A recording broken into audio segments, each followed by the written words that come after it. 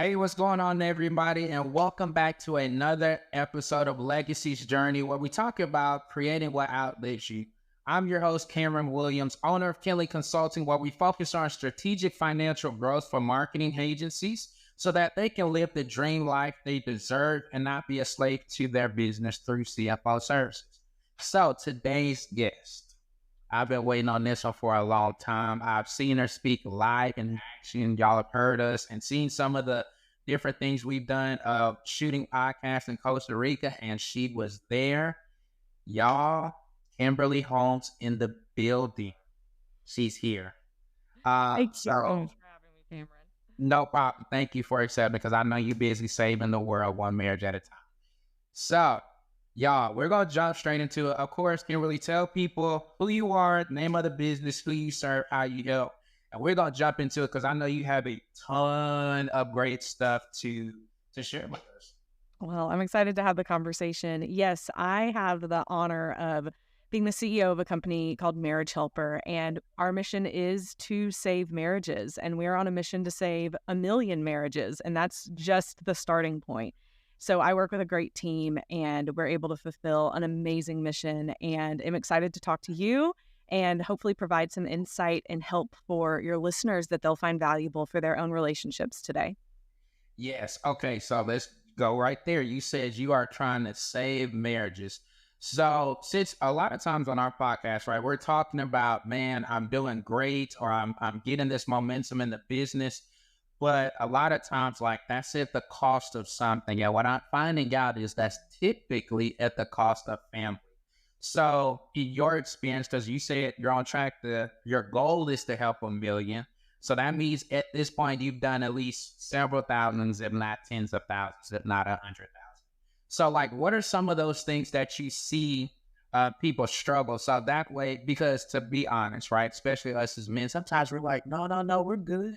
Like I'm doing pretty good. So what would be a sign of like, if you're thinking this or saying this, or if your spouse is saying this, that may be an indicator that you're not as good as you. Yeah, let's dive into that. So just to give a little bit more numbers around what you were saying, we did the analytics a couple of months ago, and in the past 3 years, we worked with over 25,000 people. Ooh. So we have been, yes, like we are set. Our eyes are straight like flint ahead of us. We really have a mission that we want to save 1 million marriages, and we're getting the friction, not the friction, the traction that we need to get there. But it's one of these things that you are talking about when you're running a business, when you're an entrepreneur, when you have a marketing agency, like probably many of your listeners do, or any kind of business, then the business can become the center of our world, right? And I know this as the CEO and as the owner of Marriage Helper. Even though it started before me, I've really been in that entrepreneurial seat to help it grow. And what we begin to see, especially with men, where men can feel like they have the burden of the whole family on their shoulders at any time. But that can be true of anyone who's the primary breadwinner. It's just that the majority of the time it's the man. That it really does become where they place their worth, where they can place their value, where they're putting a lot of their focus on, because in their mind, they're saying, this is going to be the way I show my family that I love them, that I care for them, and I'm providing for them. Like the tagline of your show, creating a legacy worth leaving, right? Like investing in that legacy. A lot of times we think of it as through what our business can create for us. Yes. But what begins to happen, as I'm sure you're aware with people you've experienced in your own life, Cameron, is that begins to become what we replace spending time with our family with. And so we can do all of these things to provide for our family, but at the end of the day, what our spouse wants, what our kids want is us. And so when we begin to hear things from our spouses, when they start saying things like, hey, I feel like you're spending too much time working. Hey, maybe you could take a break and have dinner with us each night a week. Hey, maybe you should take a couple weekends off.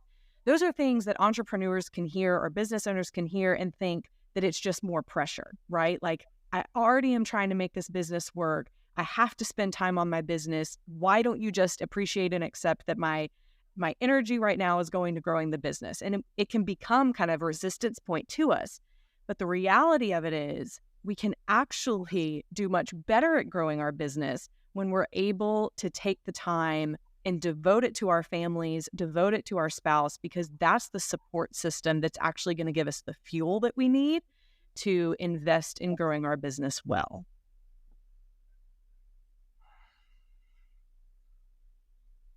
Man, I feel guilty already. Really, maybe this is gonna end up being a counseling session. Let's At do it. this point, You're not alone. You're not alone. I was like, "Oh, she said that before." Oh snap! Okay, all right. Oh man. Okay. So to your point, so when the wife or the spouse, because it could be the other way, when they're coming to you saying something like, "Hey, ooh, why don't you come do lunch with us? Ooh, why don't you take a break to come do dinner?" And because to be honest, I was there. I struggled. Yeah, I'm doing a lot better. Thank you, Lord. But how do you, to your point, how do you not feel the extra pressure? Because I know for me, at least, it's like, oh man, if I take a break, am I going to be able to come back and keep working? Am I going to be able to get back in the zone?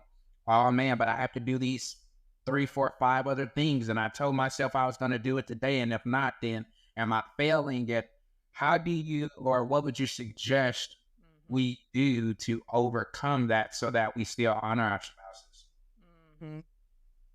Let's talk through this because it's a great question. And I have a couple of different ways that I'm thinking about it. And again, like this is something that I've heard several people say to me in the past month or two. So this theme coming up is something that many people are struggling with. And something, to be transparent as well, that I am still figuring out in my own life. So right now in our home, I am the primary income provider.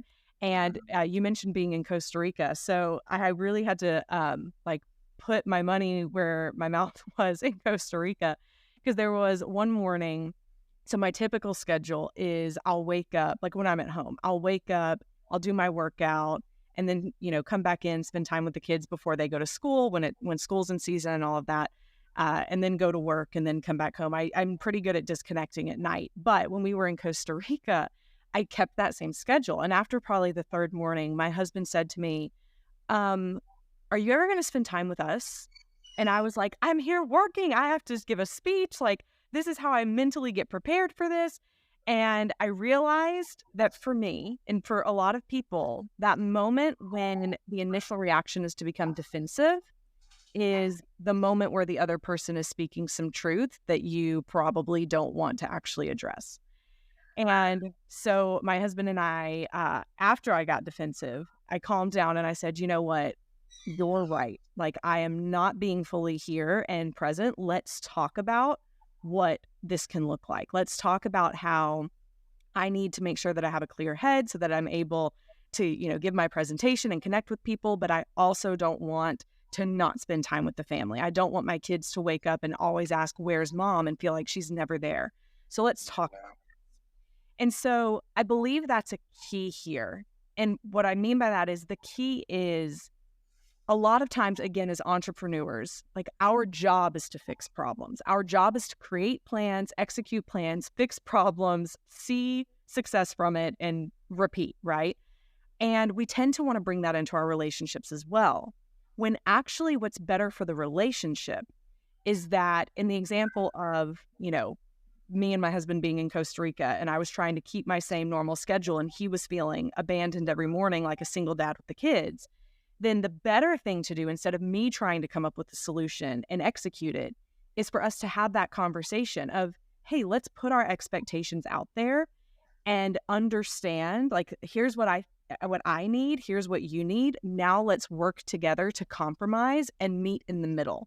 And it's the process of bringing your spouse into that, of hearing each other out, of understanding where the other person's coming from, and allowing each of you to be the support to the other in maybe new ways to help both of you get what you need, that actually not only helps the relationship, but it begins to help each of you realize this other person really is supportive of me. And maybe my worth and my value isn't just in my business going up and to the right.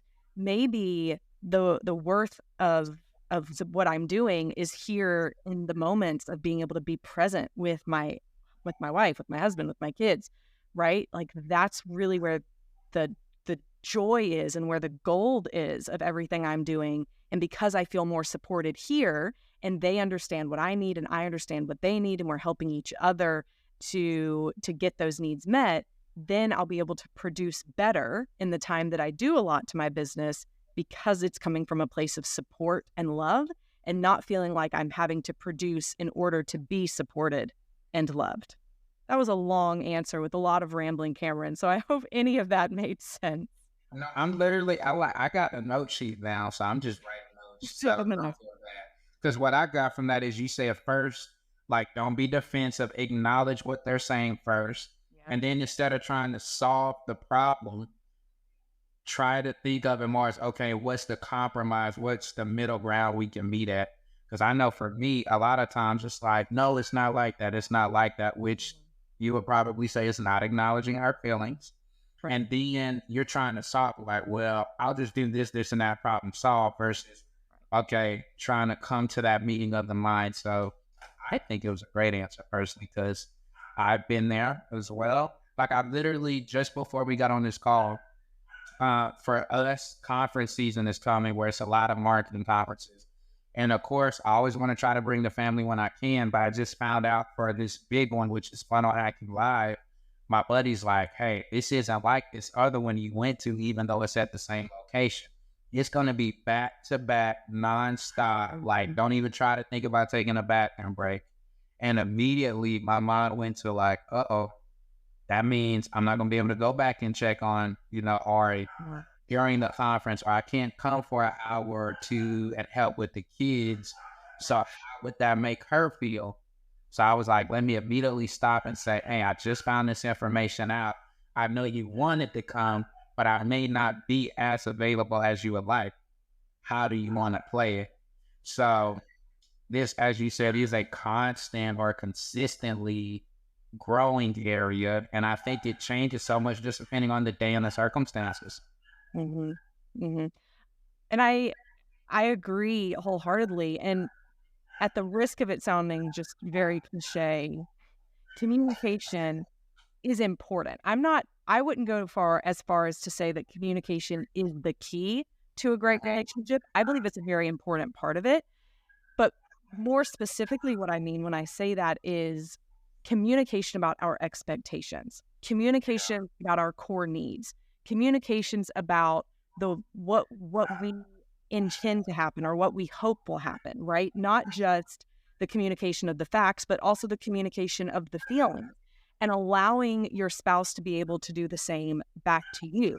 That's where communication begins to really give the foundation needed to understand each other so that you can connect and a lot of other things that happen from there.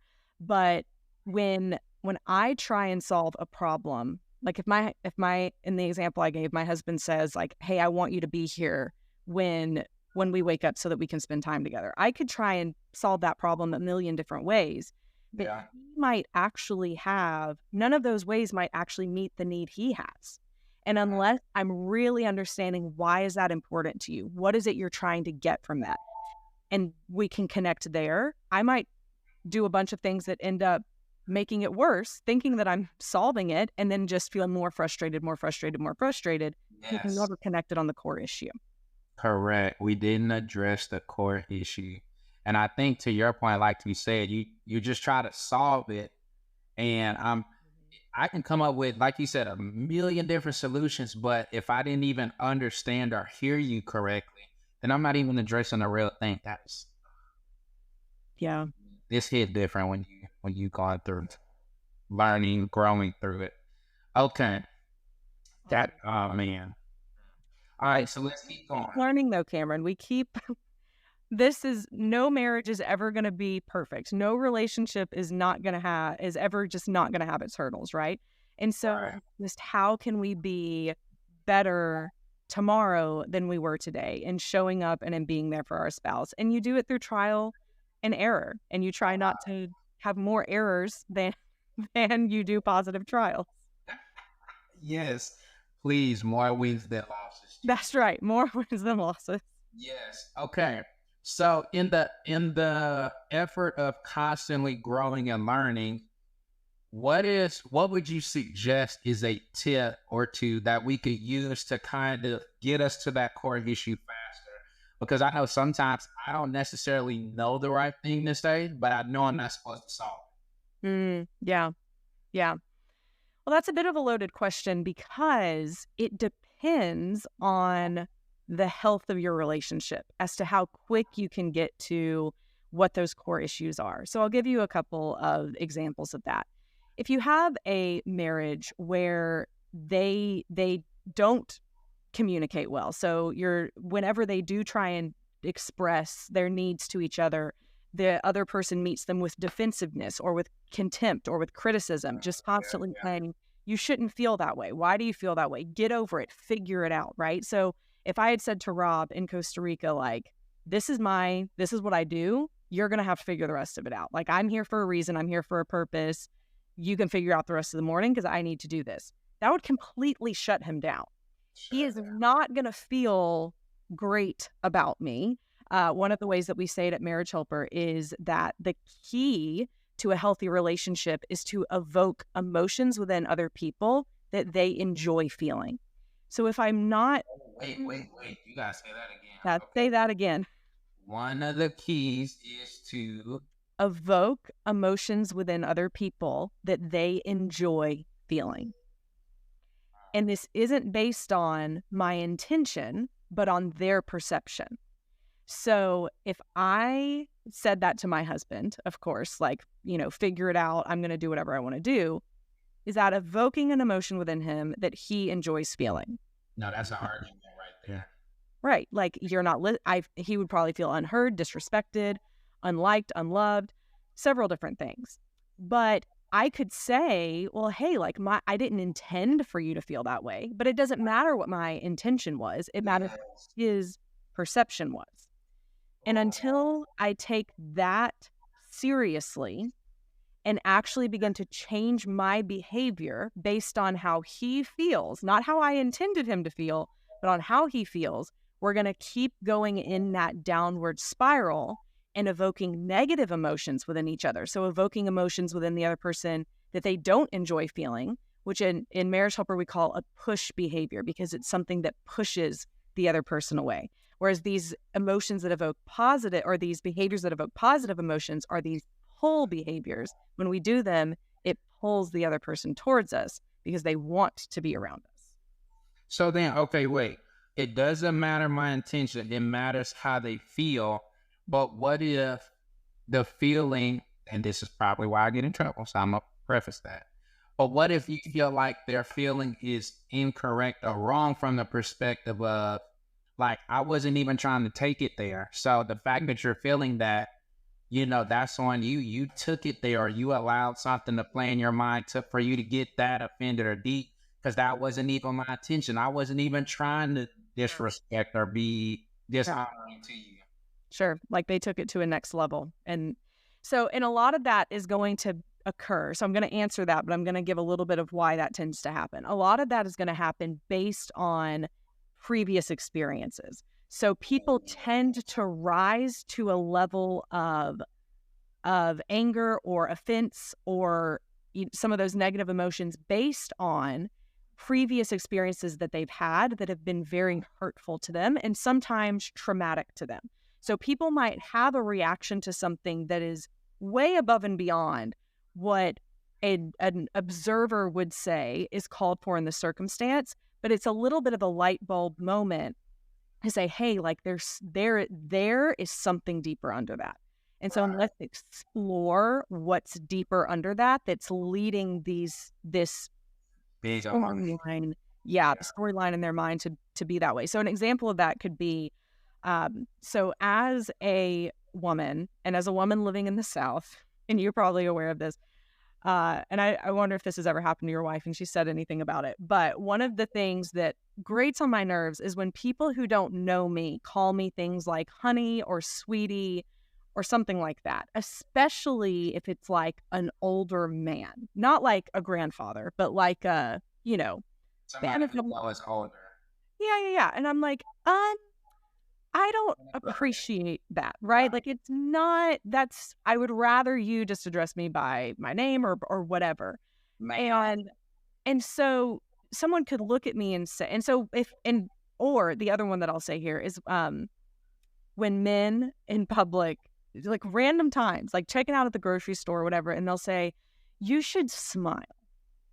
And I'm like, why are you saying that to me? Right. And so That's a good one. She gets so upset because she's like, what are you trying? And see, with us being, African American, there's a whole other like thing. there's a It's whole like, other, are yeah, you trying to say I'm that's right. angry? What, I can't have a bad moment? What if I was just thinking? And I'd be Right. like, oh, man. What if this is my face? Like, this is just my resting face. Right. Why do you need me to smile for you? Right. And so some people could look at that and say, but my intention wasn't to, like, I just wanted you to smile, or I just wanted you to, my intention wasn't to make you feel disrespected or feel weird. Therefore, you should feel okay with it. And I'm sure, I mean, since you just brought it up, like, as an African American and especially living in the South, you probably experienced this to a level I would never even be able to comprehend. The But microaggressions are so real. yes, right. And so, like, the way that you've probably felt over the past several years when people say, well, I didn't mean for that to hurt you, therefore you shouldn't be offended by it. You know more than anyone, like, but I was, and it hurt. And I understand that you don't understand why it hurt, but the fact that you're not even accepting the fact that it did hurt me, or even just apologizing for it or wanting to understand more, makes it worse. It makes it worse because it feels like the person is unwilling to try and connect with you as another human being and really have empathy towards you and your situation. And that's the key here. When we refuse to see how our actions are hurting another person, it tears away empathy, which tears away connection, which tears away feeling accepted by the other person, and it tears away the foundation of a strong relationship. Talk to me, Cameron. When you've made these mistakes, you're like, but see, I definitely, because we just had a conversation, was that like 4 days ago, last Saturday, and she was saying some of those things just from a woman perspective of like, hey, it may be hard for you to understand how these certain responsibilities fall. So to you, it may seem crazy or just so weird, but like, I can go talk to another mom and she's going to understand exactly what I mean or how I feel. And it was so challenging to make sure I wasn't minimizing those things, to try to make sure she felt heard, but then to also let her know, like, but hey, I still value you. I still appreciate you. I'm just concerned. And I learned it takes a lot of humility and willingness to not be so, I used to be so focused on, but I'm right. And I learned real early that when you marry, it's not about being right. It's about having that peace and being on the same page. So I'm just shaking my head because I've been there with you. It's very wise. Yeah. Well, and a lot of people have not just been there, but probably are there right now. And I want to address the other side of it too, which is it also isn't feasible to spend hours upon hours every single day to dive into every intricate feeling and right. Like, we have to find a balance between the two. Yeah. And so your original question was like, what are some tips of how you can get to what the core issue is? And I said, well, it depends on the relationship and the health of the relationship, because if you don't have this communication cycle, for lack of a better word, to come from, then you're going to continue to fight about not feeling heard, not feeling accepted, not feeling liked by the other person, and you're not even going to be able to get to the core issue as deeply. So one of the ways, if you're stuck in this negative communication cycle, is to ask a question along the lines of,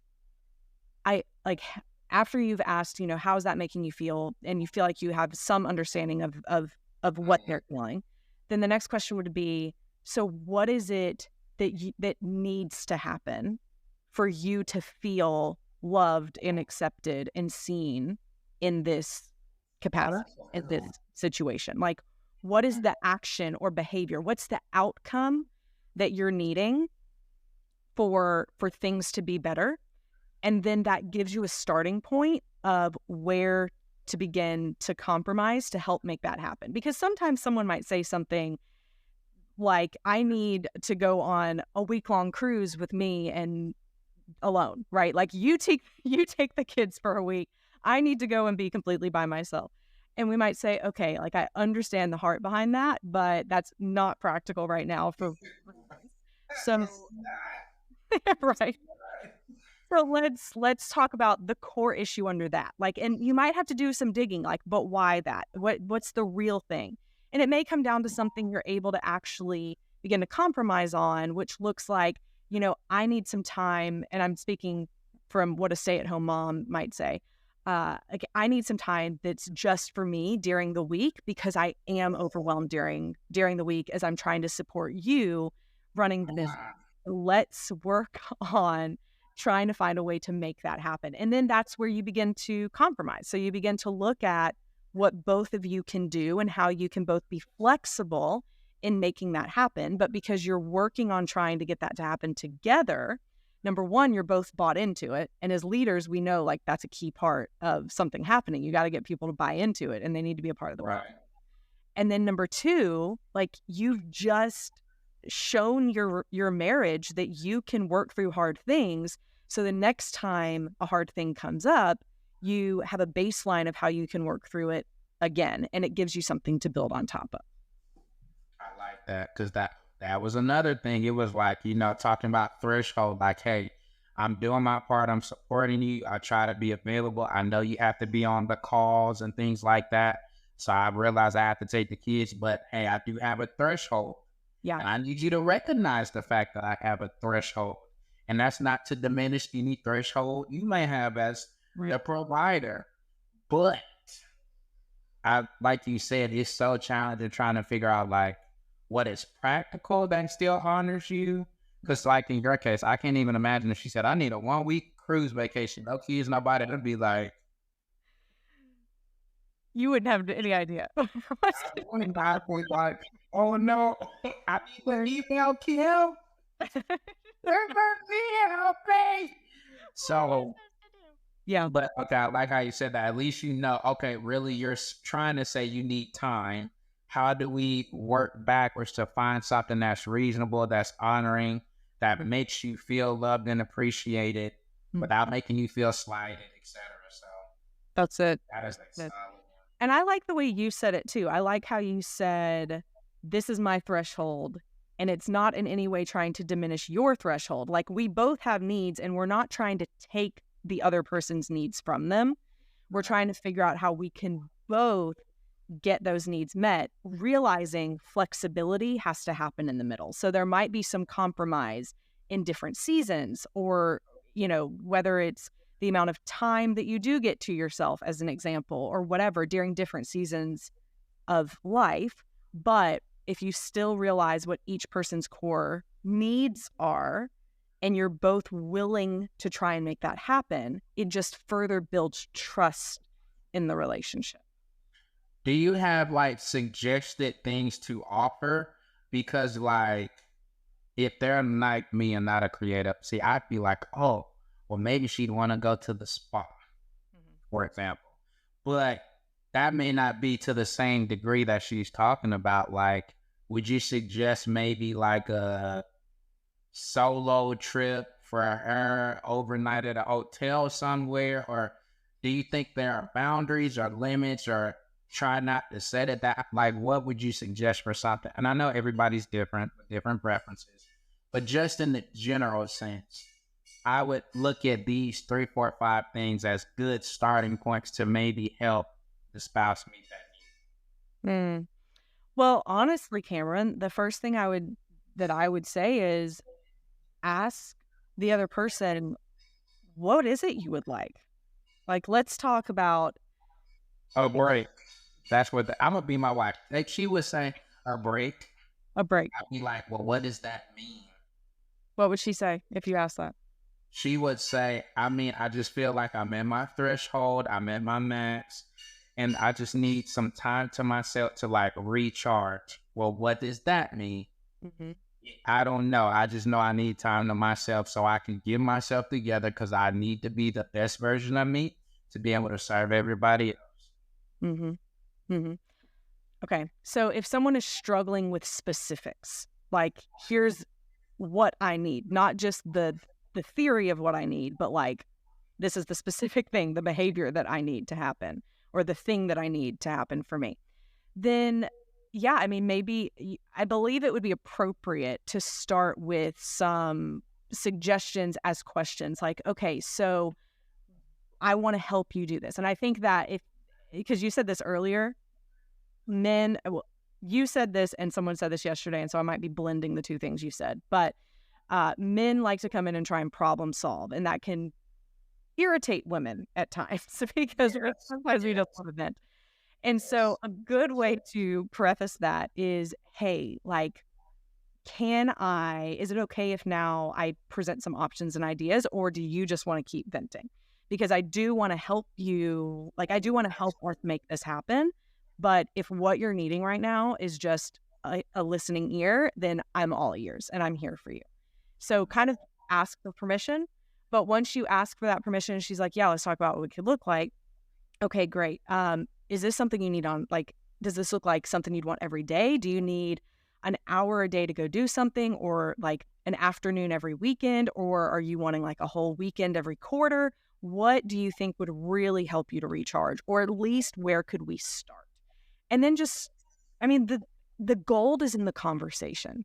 That's why it's hard for me to give you like, here's what you should do. I mean, do I think that a woman would typically turn down a day at the spa? No. Is it pretty much a good idea to do if you have the ability to? Yeah, I think it would be a nice gesture for sure. But I also wouldn't expect that to fix the problem, because really the problem is only truly going to be quote unquote fixed through the understanding that happens within the conversation and finding a more sustainable plan moving forward. Oh my gosh. And see, I feel like, and I'm gonna just take a leap of faith and say I'm speaking for other guys.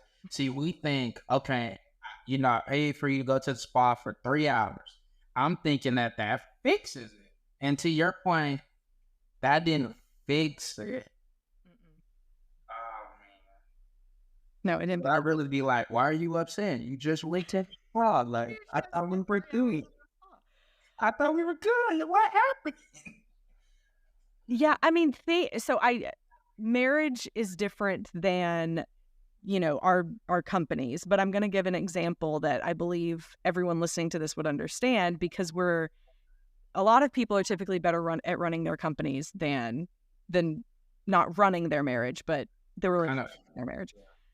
But if you have an overwhelmed and burnt out employee or team member, like, you may do something nice for them as a way to show appreciation, but there's a deeper systemic issue as to why they're burnt out and overwhelmed, or as to why they're unhappy, or whatever the issue is. And so, Okay. Oh no, wait. Okay. There will be a deeper right. Because if I just give you a gift card, I didn't really solve the issue of the burnout. that's right. Because if they have so I have a team member right now who is way overworked. I mean, she's wearing probably 4 full-time hats and just works 18 days in a row. And we had a conversation yesterday of, this can't keep happening. Like, I appreciate you and I love you and I support, you and in the future that you want to have at the company, but you have got to delegate. Like, we have got to get stuff off your plate. So I could send her to the spa and it would be, whatever. But when she comes back on Monday, she's still going to have 80 to 100 hours of work to do. It didn't fix the problem. So until we actually create a system to help fix the problem, she'll never work herself out of that burnout. And so take a similar mindset with a different heart set into your marriage. So the mindset is still like, how can I help you in your God-given ability, God-given capacity, in my role as your husband or as your wife, like, what can I do to be your support system and help you? But the heart set is different because we're equals here, right? Like we work together, we Yeah. are here to support each other. So how can we work together to fix this issue and find a better path moving forward?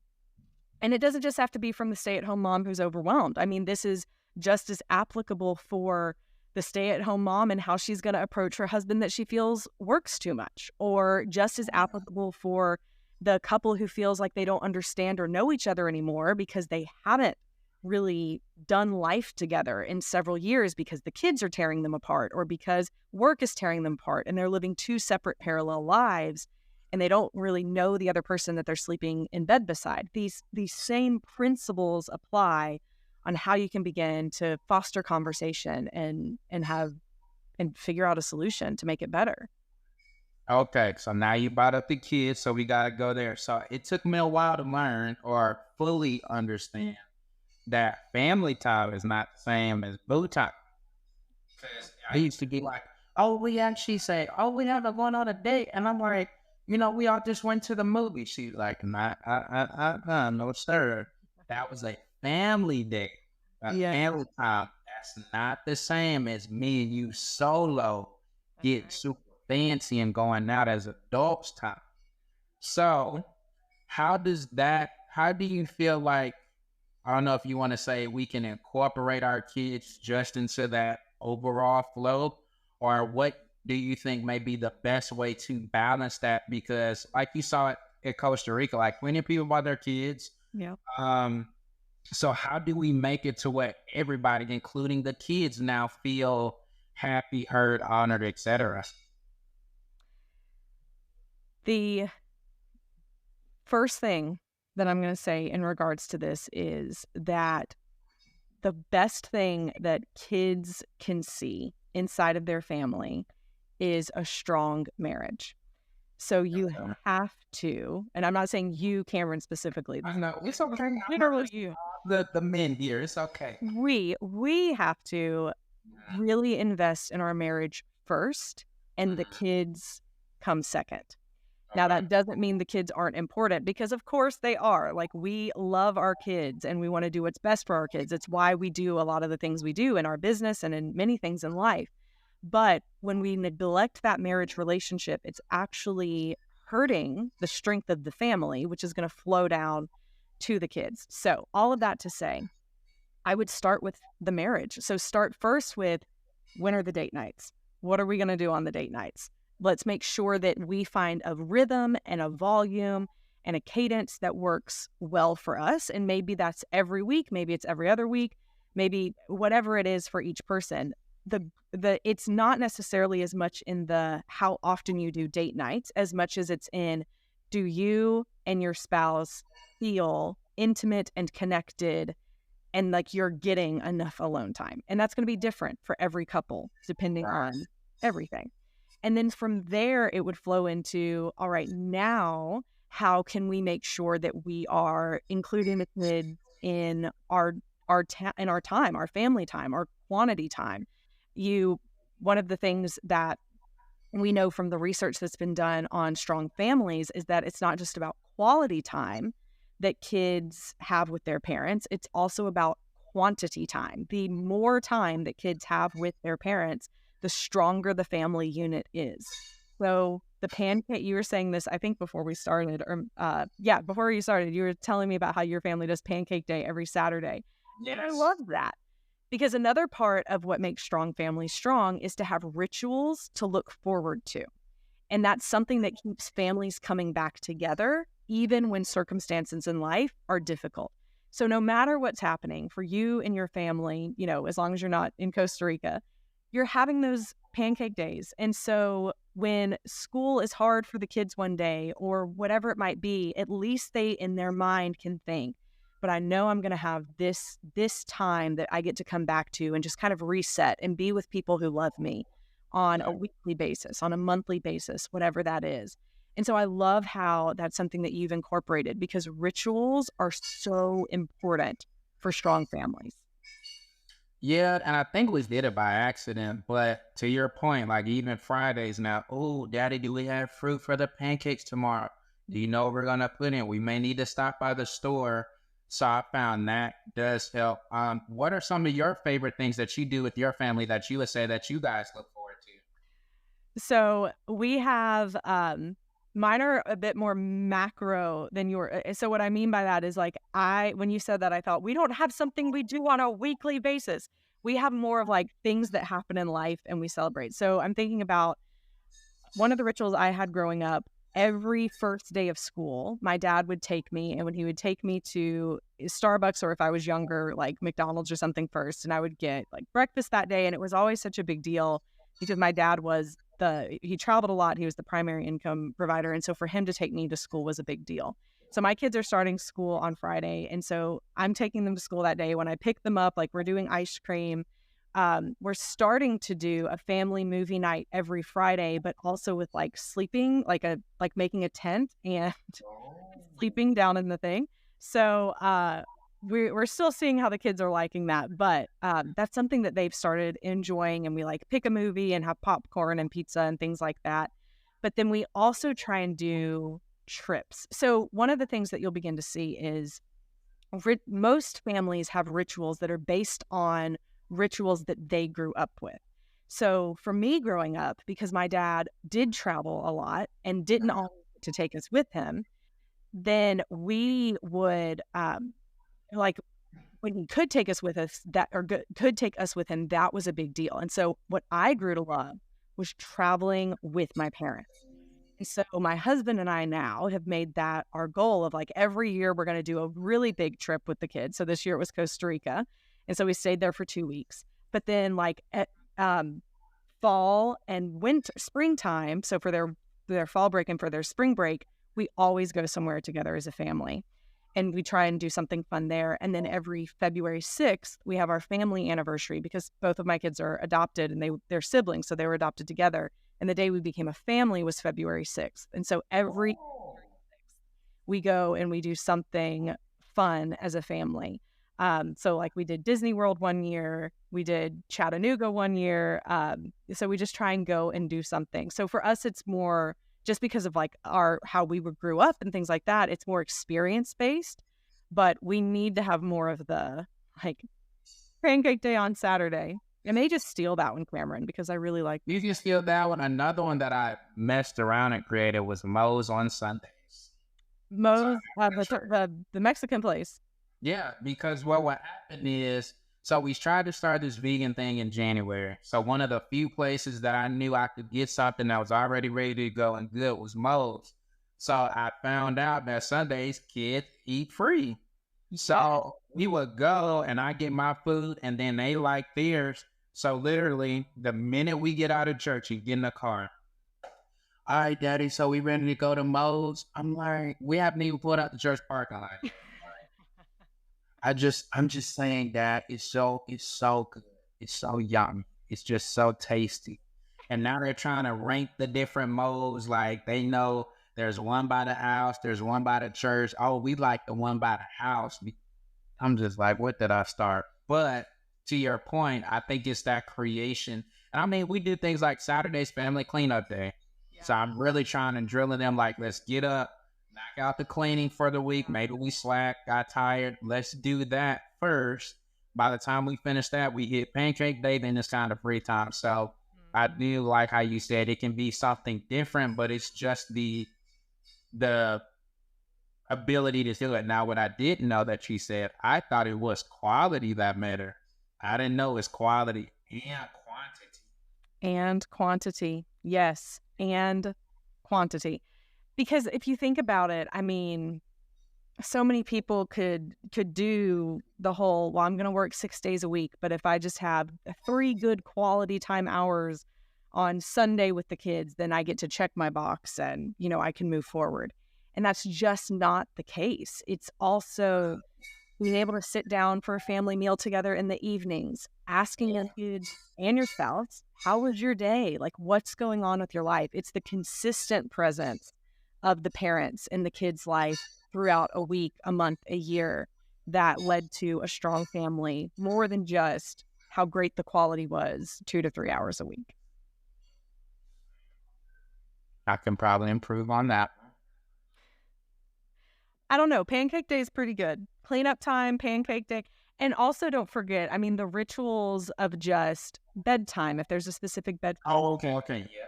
Bedtime, family prayer, bedtime, Church is a ritual. church. Counts. Sometimes they go to the gym with me. Like they went, they were, Daddy, can we go with you to the gym? I'm like, sure, come on. So, okay, maybe I'm doing better than I thought. Okay. See, listen, you're probably being too hard on yourself. Because that's normal for me. Right? Exactly. Like you're a type A person, you're an entrepreneur, a business owner.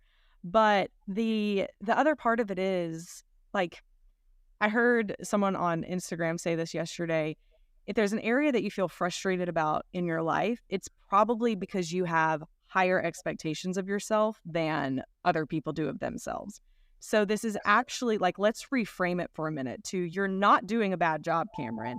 You just care a lot.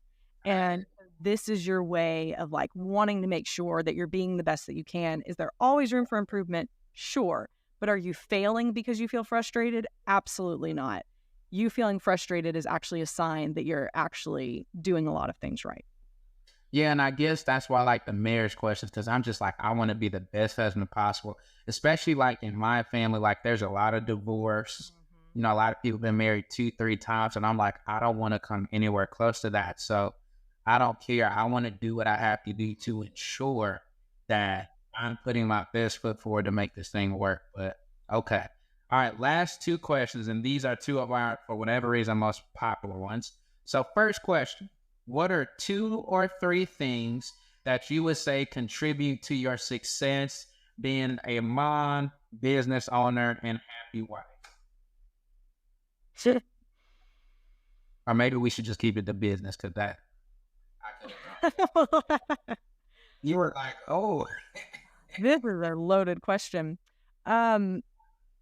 No, I have an answer for that. So I'm going to answer 3. I have 3. Okay.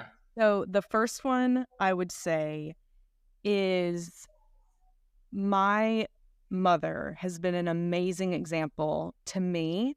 She's never been a businesswoman. Like she is nothing like me in the sense of entrepreneurial minded or anything like that. But she has been such a picture in my life of a godly woman who loves other people and serves them well. And I know she's my biggest supporter. I know she's my biggest fan. And it's not even like we're talking all the time every day, but when I'm down in the dumps, like she's one of the people I call. And I just always know she's going to have that voice of comfort to help me move forward. And a lot of times in life, let me say this, growing up, my mom and I was a brat. Like I was the kid that if I would throw like temper tantrums when I didn't get my way, I was such a spoiled brat. I was terrible. And my mom and I did not have a good relationship until I became, 17, 18 years old. And I just realized, man, like being a mom and going through everything she's been through, I gave her such grief. And like now she's one of my best friends, 100%. So I would say my mom, but not just my mom. Like I'll put this category as in relationships in general. Like when I began to allow my husband to be my sounding board. So for the first several years of being an entrepreneur, I just wanted to like muster everything myself and try and show everyone I could do it without anyone's help. I got it.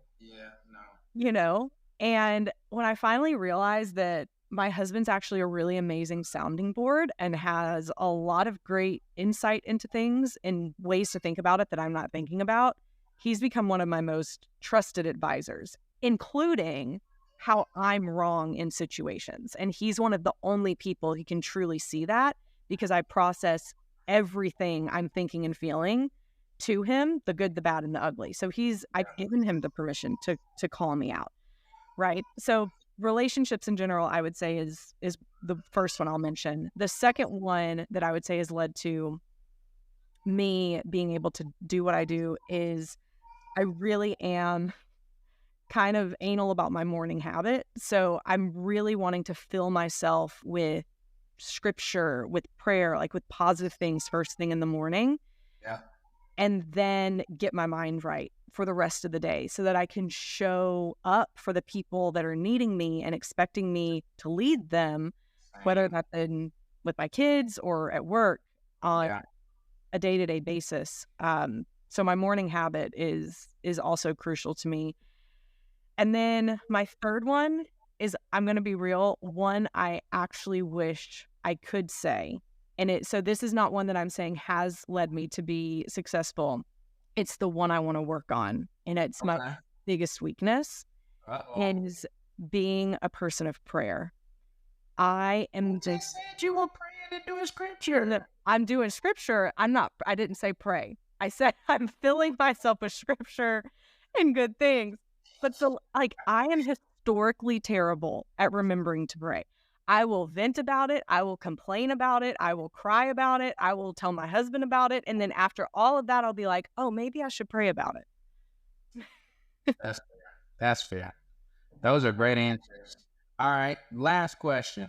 What would you tell your high school self or college self? So you've gone through what you've gone through. You have this wealth of knowledge, of course, still learning and growing. So if you can look back to either 18-year-old Kimberly or 22, 23-year-old version, you would look back and encourage her by saying what? Your worth is not in what you do. Oh.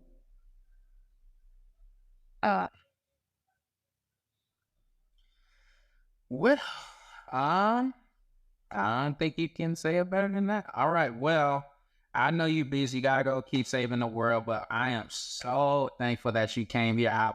We may have to talk about getting you back for a part 2. Tell the people, of course, how they can get in touch with you. Maybe they heard some of your tips, the things you shared on our life, and are saying to themselves, I need to reach out to them. I need people like that in my corner to help me, because maybe their marriage is struggling, or maybe they're still trying to figure a lot of these things out. So tell them how they can connect with you, where they can go to find more information about you. This is your time to say every single thing you want to. You can find out more about how we help save marriages by going to marriagehelper.com. We also have a really amazing YouTube channel. We have great content there that our team has put together that you can go and find as well. And if you want more about how I talk about personal development and health and how to be the best you that you can be so you can show up better in all of your relationships, I also have a podcast, and it's called It Starts With Attraction, that you can find wherever you're listening to Cameron's podcast. Wait. I didn't know. Okay, hold up. I'm about to find these right now. Okay, so say it again. It's named the what podcast? It starts with attraction. So that comes from, we have a 4-step process we talk about with falling in love called the love path. And the first step is attraction. And so we believe that in order to be your best self and to be your best self in relationships, it really starts with you and the 4 parts of attraction, which are physical, intellectual, emotional, and spiritual. I just want to say I found it. There we go. There. Okay, so on the YouTube channel, because you said you have one, and I think that would be an awesome place for them to start. Yes, youtube.com/marriagehelper for all of your marriage and relationship tips and help. All right, marriage up. And this is it right here with the heart. I don't know if y'all can see this. The heart. All right. Bam. There we go right there. Okay. Well, I don't know about y'all, but I got a ton from this. I literally have notes like I'm about to. It's a lot. Thank you so much. I would love to have you back. We'll talk about that off air, but thank you so much. I think this was super helpful, super practical. I think it really just helped. I'll just speak for myself to really think through that next thing, because we can only see a lot of times our side of the story. So thank you so much for coming. Man. Yeah, we're going to do a part 2. I don't know when, but we're going to do it. So y'all, hopefully y'all love this episode. Please like it, share it. Most importantly, share it with somebody who you think may need it or could benefit. If they're a stay-at-home mom, or if they are a woman entrepreneur, or even if it's one of your buddies, if you're a guy, and you're like, dude, I know we talked about this. Here's something that I think is better put in words what I was trying to share. Please share this. We got to help her get to her million goal. You know, she got to keep up these marriages. So with all that being said, we're going to let Kimberly go. thank you so much for coming. Guys, thank you so much. And until next time, you guys stay blessed and take care of yourselves. Peace. Stop.